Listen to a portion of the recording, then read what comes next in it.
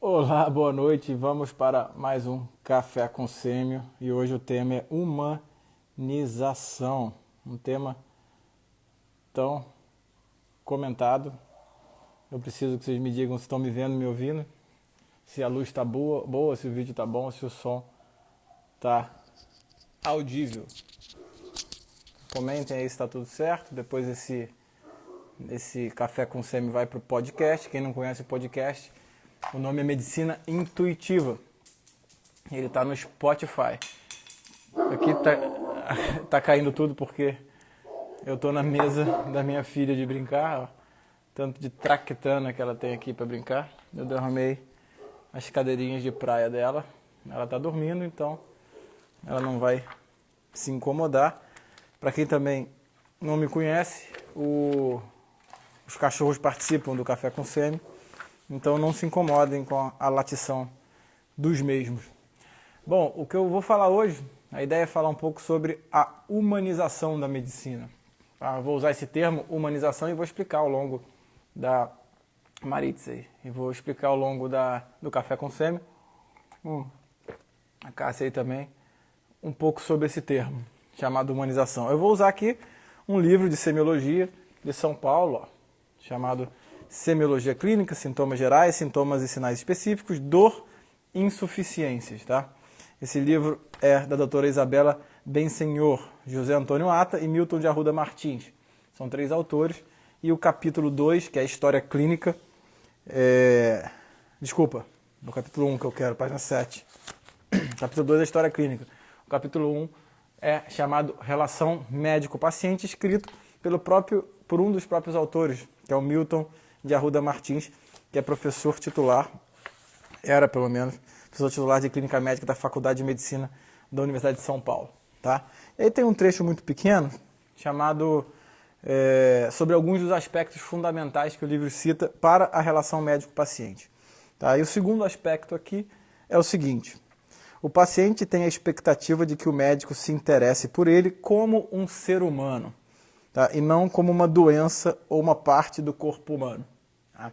E essa vai ser a frase principal que eu vou usar para essa live hoje de humanização. Então, olha o que é o item 2 da relação médico-paciente desse livro de semiologia. O paciente tem a expectativa de que o médico se interesse por ele como um ser humano, e não como uma doença ou uma parte do corpo humano. E aí ele explica esse trecho de uma forma um pouco clichê. E eu vou explicar por que também. Tá? Ele diz o seguinte: não tô querendo usar esse termo como algo pejorativo, não, mas é algo que aprofunda pouco. Tá? E que no final das contas a gente não consegue concretizar de uma forma que eu considero ideal. Tá? E ele então coloca, e ele já introduz o parágrafo mostrando que realmente existe um certo clichê aí, né? Que é o seguinte: pode parecer óbvio, mas com frequência isso é esquecido, principalmente em grandes instituições de saúde. Cada paciente tem um nome e também uma história única.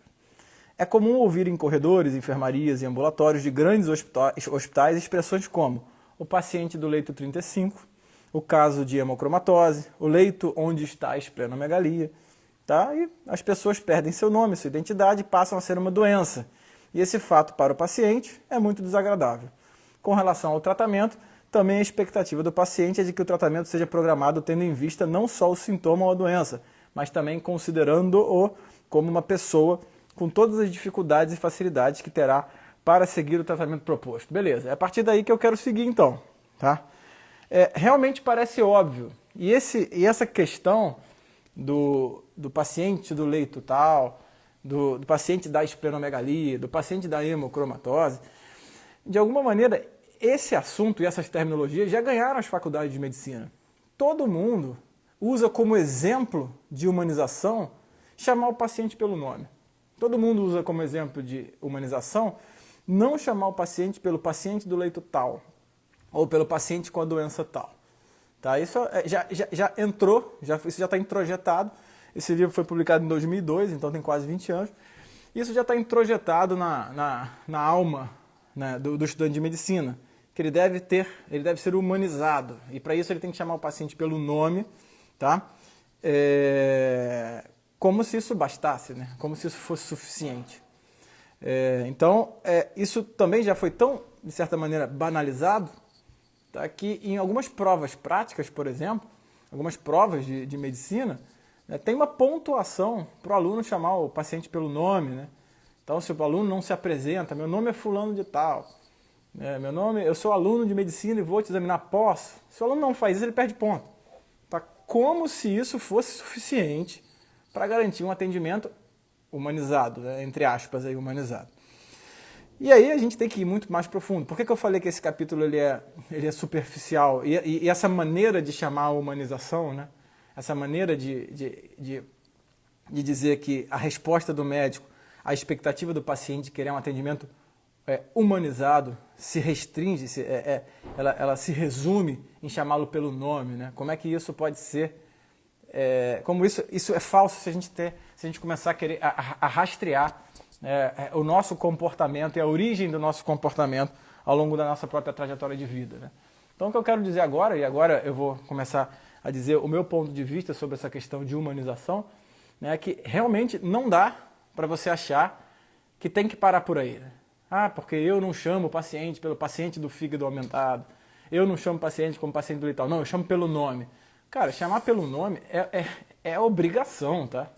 Isso não é humanização nenhuma, isso é obrigação do médico, tá? Essa é a obrigação de qualquer ser humano, chamar o outro pelo nome, ponto, né? Então, não achem que isso aí é o suprassumo da humanização. E agora vamos rastrear, então, o que de fato seria humanização. Primeiro, a palavra humanização é uma palavra gatilho, tá? O que significa humanização no mundo concreto? Quem é contra essa palavra? Tá? Quem aqui é contra uma medicina humanizada? Então, todas essas palavras, que são uma palavra gatilho, que elas, na verdade, despertam uma sensação em você. Por exemplo, ninguém em sã consciência vai dizer que é contra uma medicina humanizada. Ninguém em sã consciência vai dizer que é contra o parto humanizado. Tá? Ninguém em sã consciência vai ser contra uma medicina holística e integrativa que vê o ser humano como um todo. Ninguém em sã consciência vai ser contra um tratamento precoce, né? Assim, quem é que é a favor ou contra um tratamento precoce? Porra, se é um tratamento e é precoce, não tem como ser contra essas palavras, né? Ainda que no mundo real elas não signifiquem o que elas despertam na gente. Então essas palavras gatilhos são muito perigosas. Tá? Você usar ali, por exemplo, vamos lutar contra a corrupção. Cara, quem é a favor da corrupção? Aliás, os maiores corruptos eles falam contra a corrupção, né? Quem é a favor da corrupção? Vamos lutar a favor da paz no mundo. Vamos para a praia de Ipanema soltar bolha de sabão contra a paz, a favor da paz no mundo, né? Cara, não se combate a corrupção, né? Se combate o corrupto, né? Não se combate o crime, se combate o criminoso. E assim, nós não temos que ser a favor da humanização. Nós temos que agir concretamente, né, da forma correta, né? Então, eu não gosto do termo humanização, porque, na verdade, é a forma correta de você agir, né? E para isso você tem que se preparar, não é espontâneo. Tá? De forma alguma, nós, espontaneamente, conseguiremos agir da forma correta. Então, a partir de agora, eu vou usar o termo humanização como uma palavra gatilho, que, na verdade, desperta em você e em mim uma sensação agradável, que impossibilita automaticamente que sejamos contra ela. Então, ninguém aqui é contra a medicina humanizada, ainda que a gente não consiga fazer a medicina da forma correta. Tá entendendo o que é uma palavra gatilho? Aquela palavra que desperta em você uma sensação, tá, boa ou ruim, né? Por exemplo, ninguém aqui é a favor de espancar criança, é óbvio. Tá? Nem quem vai um dia espancar uma criança é a favor de espancar a criança. Então, assim, essas palavras elas são complexas, porque elas normalmente não traduzem algo de concreto. Beleza. Então, eu não vou falar mais de medicina humanizada, eu vou falar de medicina correta. Tá? Então vamos rastrear um pouco o nosso comportamento. E aí eu preciso falar um pouco do que eu observo na geração com a qual eu trabalho. Então eu vou falar do aluno de medicina. Vou falar também, né, da minha época de aluno de medicina. Então eu tenho que falar do que eu vi com os meus olhos e do que eu consegui, estudando, vendo, perceber ao longo de 20 anos que eu entrei na faculdade. Tá? Quem quiser compartilhar aí, clica no aviãozinho aí e chama a galera aí pra gente bater pelo menos 250 pessoas. Faltam 210. Então, o que vem acontecendo aí nas últimas gerações, nas últimas décadas, né? existe uma fase da vida que é a adolescência, que todo mundo passa por ela, e que é o momento que é natural que você, que eu, enfim, que a gente busque autoridade fora de casa. Então existe esse momento da vida que a gente começa a pensar, entre aspas, com a nossa própria cabeça, e que a gente acaba procurando a autoridade fora de casa, e nesse momento a gente dá até mais valor à opinião, à postura de quem está fora do que de quem está dentro, né? E a rebeldia adolescente, ela vem desse momento, né? E esse momento, que é a adolescência, é o momento onde o adolescente busca fazer algum tipo de força no mundo, ao ponto de se enquadrar num grupo de pessoas, né? Então todo mundo sabe que os adolescentes eles buscam um grupo com os quais eles têm alguma, né, afinidade, e aí se formam as tribos, né? E qual é a característica da tribo? A característica da tribo existem uma série de categorias e características dessa tribo, tá, que não são descritas e explicadas num manual, tá? E o futuro integrante ou quem quer entrar para essa tribo tem automaticamente que já saber como se comportar, porque se fizer alguma coisa errada, ele paga mico, né? Então a tribo é isso. Então, é uma tribo, sei lá, de roqueiro, aí tem vários nomes. Na minha época tinha os playboys da Zona Sul do Rio de Janeiro, que era a tribo na qual eu participava, né, que eu fazia parte. Né? Tinha lá o pessoal, sei lá, os funkeiros, os não sei o quê, emo. Aí tem um monte de nome aí de tribo. Quem que souber nome de tribo, bota aí. E uma característica dessas tribos, né, em comum, é justamente isso. Uma característica de roupa, de comportamento, de linguagem, de expressões faciais, de expressões comportamentais, enfim, de opiniões, né, sobre assuntos diversos, normalmente sobre todos os assuntos do mundo, né? E isso não é esclarecido num manual da tribo, né? Você tem que ir observando aquilo, você vai se caracterizando, né? Se transformando num membro, vai se aproximando, acaba sendo aceito, mas no fundo, você não tem muita ideia de como é o certo para se agir. Nesse momento, o adolescente, né, ele tem ali uma paciência e uma tranquilidade imensa com os membros da tribo e uma revolta muito grande com os próprios pais, né? Ele é capaz de ser extremamente agressivo, intolerante dentro de casa com os pais, mas ele na tribo é tolerante, dócil e consegue ali se submeter a uma série de humilhações, tá? Não estou generalizando isso para todo mundo não, tá? Aliás, eu estou generalizando, mas esse tipo de generalização ele serve para que a gente pegue alguns elementos que em maior ou menor grau fazem parte da nossa própria realidade ou que façam parte da realidade de alguém que você já viu, né? E se você não faz parte, você sabe pelo menos que isso existe. Mas a gente passa por isso hoje em dia na nossa geração, né, nessa geração atual dos últimos anos, a gente passa por isso, né? E aí esse adolescente, ele se enquadra numa determinada tribo e você vai começar a perceber que os líderes dessas tribos, normalmente são os mais histéricos, né? São os que conseguem hipertrofiar e hipervalorizar as características que diferenciam as tribos, né? Então, quanto mais hipervalorizada e hipertrofiada esses caracteres da tribo, torna a pessoa mais, assim, especial para aquela tribo, né? E aí as aberrações começam a aparecer, né? Os líderes dessas tribos, eles são a característica ao quadrado desses participantes da tribo, né? Bom, isso tem que acabar, né? É evidente que quando você entra na fase adulta, você tem que perceber que isso tem que acabar. Você tem que perceber que isso aí foi um movimento de introdução da sua vida social, que isso aí acontece com todo mundo, né? Mas se você não cai no ridículo muito rápido, né, isso começa a ter uma série de efeitos deletérios para você. Você está me perguntando por que eu estou falando isso em relação à medicina, mas já você vai entender o que eu estou querendo dizer. Tá? O normal é que quando você entra na faculdade, você já tenha passado dessa fase, né? Você já tenha percebido que aquilo ali é uma característica de uma faixa etária de transição, que é a adolescência, tá? Que também é uma faixa etária que durante muito tempo não existia, né? Uma criança, por exemplo, aos 13 anos em uma série de religiões, ela já era apta a casar, ter filho, né? Já tem fisicamente ali todas as condições biológicas para trabalhar, inclusive, né? Então, esse interstício aí, entre 13 e 18 anos, que normalmente os alunos de medicina, os futuros alunos de medicina, só tem a única obrigação de estudar, né, mais nada, isso é uma novidade, tá? E é uma característica de algumas classes sociais, tá? Mas beleza.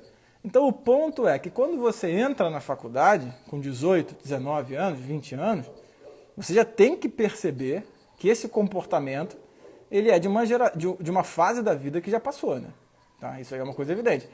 Se você está na faculdade e tem patota, tá? E se submete às regras da patota e se comporta de acordo com o que a patota pede implicitamente, né, ocultamente, você é um idiota. Né? É um idiota completo. Idiota no sentido de que o idiota é aquele cara, né, no próprio termo da palavra, é aquele cara, aquela pessoa, que ela se tem como medida de todas as coisas. Tá? Ela acha que ela é capaz, através da realidade dela, julgar o mundo e dar a devida proporção para as coisas. Esse é o idiota, né? Não necessariamente o idiota é quem tem um QI abaixo do normal, né? Até tem esse termo médico, imbecil e idiota. São termos médicos. Mas o idiota, vamos lá, uma perspectiva mais ampla, é aquele sujeito que tem a si mesmo e ao seu grupo como medida de todas as coisas, né? É aquela pessoa que estranha demais as pessoas diferentes, tá? E que só se sente à vontade no próprio grupo, que não tem assunto fora do próprio grupo, que só pensa em manada, né? Vai estudar, mas fica ali obcecada pelo grupinho de WhatsApp da patotinha, tá? Que chega fim de semana, só quer encontrar a patota, né? Que vai ter só assunto, só vai ter diversão. Eu também fui idiota por muito tempo, Eric, fica tranquilo. Só vai encontrar algum acalanto, né, a partir do momento que é aprovado pela patota, tá? E a desaprovação da patota causa uma dor e um sofrimento muito grande.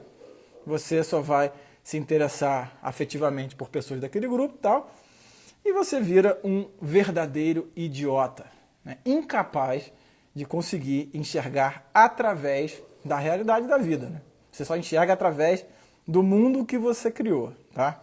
Bom, então o primeiro ponto é esse, para a gente entender qual é a medicina certa. Veja bem que eu não estou falando de humanização. Já expliquei que humanização é uma palavra gatilho e que desperta uma série de sensações, principalmente nesses idiotas, né? Porque os idiotas adoram essas palavras, né? Os idiotas são aqueles caras que quando ouvem essas palavras parto humanizado, humanização, eles ficam comovidos, né? O idiota, quando vê o Médico Sem Fronteiras, não estou falando mal dos Médicos Sem Fronteiras não, tá? Pelo amor de Deus, trabalho legal. Mas esse cara de patota, ele quando vê uma obra de caridade ou a possibilidade de algo nobre, ou em pensamento ou à distância, ele fica emocionado e até se coloca como protagonista de uma futura obra de caridade, né? É aquele cara que fica no sofá imaginando as benfeitorias que ele vai fazer no mundo através da medicina quando ele se formar. E aí ele pensa que ele faz medicina por amor, tá? E que ele vai atender o paciente de forma humanizada. Só que ele não tolera a irmã que mora no quarto ao lado, porque ela não faz parte da tribo. Ele não tolera o pai e a mãe, porque não entendem ele, tá? Esse sujeito é o idiota completo. Se você está nesse nível, tá? Pelo amor de Deus, para com isso, né? Tá na hora de você parar com essa história de achar que você é a medida de todas as coisas, né? Então, não é raro, e aí tem um livro do José Urteaga chamado O Valor de Vida do Homem, que ele tem um capítulo, acho que é na página 92, eu adoro essa página, que ele fala justamente isso, da pessoa que fica ali no conforto da casa, né, propiciada pelos pais, né? Ele fica ali no conforto do sofá, imaginando as benfeitorias que ele pode fazer e como o mundo irá retribuir tanto amor e tanta bondade que ele tem, como ele é humano, né? E ele imagina o quanto de bem que ele vai fazer, se imagina salvando uma vida e a pessoa agradecendo, enfim, e aí ele fica emocionado com aquela perspectiva no futuro. Mas no dia seguinte, né, quando alguém pede alguma coisa na rua, ou a própria mãe pede para ele no mercado lavar uma louça, ou qualquer outra coisa pequena que acontece, ele se sente absolutamente incomodado com aquilo e não faz. Ou quando ele vai na rua e vê que a pessoa que ele tem para ajudar não é do jeito que ele imaginava, não é um menininho magrinho da África, ou nem é um velhinho, é um cara, é um homem que está ali na rua catando lixo e fala, eu quero um dinheiro. Não, vira a cara, né, sai. Ou no hospital mesmo, né? A pessoa está lá, no leito 35 da enfermaria, né? Tá? E ele acha que a maior benfeitoria que ele vai fazer pro cara é chamar ele pelo nome. E vai lá, olha, seu José, meu nome é Bruno, eu sou aluno de medicina. E tá cagando pra história do cara. Né? E aí em casa fica pensando, né, no Médicos Sem Fronteiras e tal. Então, isso é um idiota, né? Assim, o idiota, ele age dessa maneira.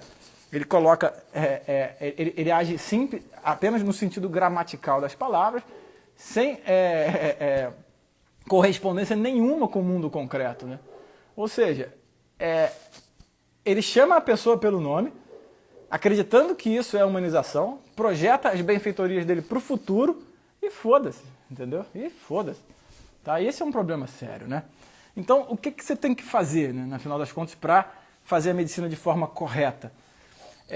Acessar um repertório de linguagem diferente do que você está acostumado.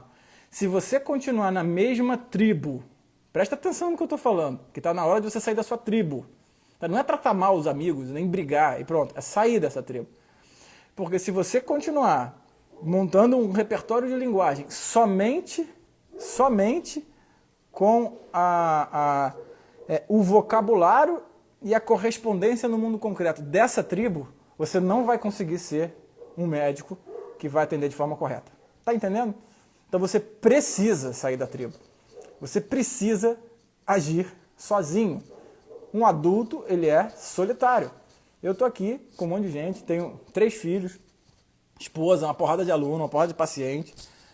Tá? Encontro dezenas de pessoas por dia, mas eu no fundo eu sou sozinho. Tá? Eu sou solitário.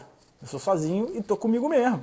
É óbvio que não tô sozinho fisicamente, porque tem 3 crianças dormindo aqui, minha esposa tá aqui passando roupa até. Entendeu? A Com, que trabalha aqui, tá aqui também. Mas a gente é sozinho. Tá? Eu sou sozinho, eu não tenho patota. Tá? Eu não posso ter patota. Eu não posso trazer as minhas experiências e as minhas reflexões para uma patota que enxerga o mundo apenas de um jeito construído pela adolescência. Entendeu? Se você está aí com 20, 30 anos e ainda tem a sua patota e traz para essa patota os seus problemas, cara, você está ferrado. Você vai continuar sendo um idiota completo. Você é um idiota. Tá? É um idiota. Você tem que olhar para o espelho e falar, eu sou um idiota. Não tem problema falar isso. Eu já falei isso para mim. A primeira coisa que eu fiz para minha vida foi entender isso. De olhar para o espelho e falar, cara, eu sou um idiota. E quando você toma consciência disso, você se sente, obviamente, né, humilhado por você mesmo. Né? E aí é o primeiro passo da vida intelectual, que é a auto-humilhação, como já diria Santo Agostinho. Né? Você percebe, né, o quanto você é idiota. E aí você olha e fala, porra, tem que sair disso. E aí você vai começar, tá, a sair dessa patota. Tem 2 maneiras, experimentando o mundo real e literatura. Não tem outro jeito. Tá? Como é que você adquire repertório de linguagem? Mundo real e literatura. Literatura, o que você vai ler? Os grandes clássicos da literatura. Literatura brasileira tem Machado de Assis, Lima Barreto, entendeu? A Flávia está dizendo que na patota dela a galera está morrendo já porque ela está com 65 anos. Tem o livro Confissões de Santo Agostinho, mas é um livro difícil pra caramba, né? Tem uma parte de teologia bem complicada. Mas aí, se você quiser pegar para ler, pega depois lá para o capítulo 8, se não me engano. E você vai começar a entender. Então é literatura. Pega os grandes clássicos. Vai ler Jorge Amado, Lima Barreto. Cara, lê Clara dos Anjos, do Lima Barreto. Tá? Por favor, lê esse livro. Você vai entender exatamente o que é educar, o que é educação, né? Vai ler Guimarães Rosa. Tá? A Hora e a Vez de Augusto Matraga. Tá? Vai para a literatura. E outra, vá conhecer os seus pacientes. Vai ser humano, caceta, com os seus pacientes, né? Não é chamar ele pelo nome. Você pode até chamar ele de fígado, não tem problema nenhum. Você pode chamar ele paciente do quarto 30, mas se interessa genuinamente por ele, né? Se interessa de verdade por ele. Você tem que ter interesse pelo cara, porra. Entendeu? Como é que se interessa pelos outros? Você não sabe, né? Aí que tá. Por quê? Porque você é um idiota. Então, você não tem noção de como é que se interessa por uma pessoa. Você não tem noção que às vezes pegar um copo d'água para uma pessoa é muita coisa, né? Que às vezes brincar, cantar parabéns no quarto no dia do aniversário, né? Ou passar todo dia lá. Passa todo dia no quarto, vai lá, faz uma visita, entra, vim aqui falar com o senhor, vim aqui só te ver. Fala isso pro paciente, pô. Vai lá e conversa. E aí você não precisa se preocupar em chamar ele pelo nome, porque ele já vai te conhecer, né? E aí, só para finalizar essa questão desse negócio de chamar pelo nome, né? Ah, vamos humanizar a medicina. Eu não chamo o paciente de fígado, eu chamo ele pelo nome, é Dona Maria. Pô, vai a merda, né, cara? Isso aí é o mínimo que você tem que fazer. E lembrando que norma de educação, eu não sei se tem aluno meu aí, e meus alunos sabem que, assim, a minha forma de lidar com os pacientes não é muito convencional, porque eu brinco, eu sou expansivo, enfim, é a minha forma de lidar, né? Por quê? Porque é muito simples isso, né? Um dia desse um cara, nem sei quem é, comentou na minha postagem que eu falei sobre... Eu falei alguma coisa de merda, né? Aí o cara falou, é correto um docente falar termos chulos? Cara, pelo amor de Deus, né? Olha só, normas de educação, elas servem para um primeiro contato entre duas pessoas que não se conhecem, né? É para isso que servem as normas iniciais de educação, né? Por que você tem que ser cordial e educado com uma pessoa que você não conhece? Para ela saber que você não é maluco, pô. Saber que você é capaz, né, de se comportar civilizadamente. Tanto que você vai ganhando intimidade e você vai abrindo mão de algumas normas. É óbvio, né? Isso é óbvio, todo mundo sabe disso. Você conhece o sujeito e você vai diminuindo ali, né? Vai quebrando alguns protocolos, algumas normas de educação, e aquilo ali vai tornando uma relação mais íntima, né? Então, a minha residente aí dizendo que eu não sou nada convencional, espontâneo e dá super certo. Exatamente. Por que dá certo? Aí a Camila está falando, por que meu jeito dá certo? Porque ele é o jeito que eu falo com as pessoas, entendeu? É o jeito que eu falo em casa, é o jeito que eu falo com os meus amigos, é o jeito que eu falo com os meus pacientes, né? É claro que eu não sou grosseiro, nem mal educado, né? Eu brinco, tá? É o jeito, né? Então as pessoas me identificam como uma pessoa, e não como um robô que está ali, né, de jaleco, incorporando a medicina, entendeu? Não é assim. Não pode ser assim. Tá entendendo? Então, as normas de educação, elas servem para pessoas que não se conhecem. É óbvio que num hospital, tá, que num consultório, você precisa disso. Tá? Num determinado momento, com uma certa intimidade, com as equipes, com os pacientes, as pessoas vão sabendo como você é. E o seu trabalho sério, ele se sobrepõe a tudo, né? Você pode ser sério sem ser sisudo. Tá? Uma coisa é ser sisudo, outra coisa é ser sério. Tá? A pessoa, inclusive, pode ser sisuda e não ser séria, né? Pode ser uma pessoa que não vê os pacientes direito, né? Então, assim, Então, existe a medicina certa. E a medicina certa só pode ser feita por alguém que sai da tribo, que é capaz de enxergar o mundo com os outros olhos, que assume a vida em primeira pessoa, a vida individual, sai da patota, chega no espelho, fala quem é o idiota, né, e pronto, cara. Porque aí você começa a adquirir um repertório de linguagem que vem de outros pontos de vista, né? De outros pontos de vista, de que você não teria acesso se você continuasse, se você não vai ter acesso se você continuar na sua patota e sem ler, entendeu? Ou seja, se você tem uma patota, você enche os olhos de lágrima quando ouve o termo medicina humanizada, só que você é incapaz de fazer a medicina certa. Tá entendendo? Era isso que eu queria dizer para vocês hoje. Então, se alguém quiser fazer alguma pergunta, me diga agora ou cale-se para sempre. E caso você tenha gostado dessa live, compartilhe com o máximo de pessoas que você conseguir e que acha que precisa ouvir isso que foi falado hoje. Que eu falo com muito carinho, logicamente. Bom, já que não temos perguntas, um abraço a todos e fiquem com Deus.